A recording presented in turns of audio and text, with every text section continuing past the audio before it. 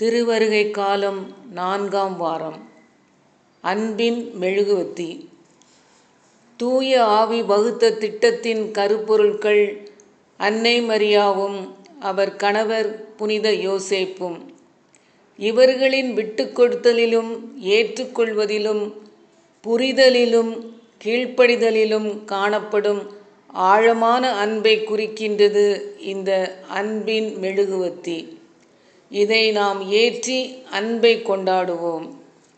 மீட்பரை சந்திக்க அன்னை மரியாவும் புனித யோசேப்பும் எவ்வாறு ஆயத்தமாயிருந்தனரோ அவர்களைப் போல் நம்மை மீட்க வந்த பாலகனை வரவேற்க நம்மை தயார்படுத்த இதுவே தகுந்த காலம்.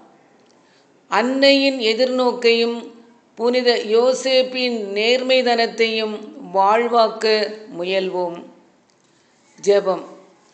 உலகை கடந்த ஞானமே, உண்மை கடவுளின் வார்த்தையே, இயேசு கிறிஸ்துவே வந்து மீட்பின் பாதையை எமக்கு காட்டும்.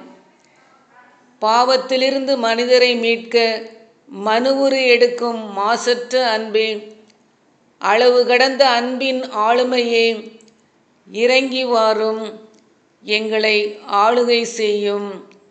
ஆமென்.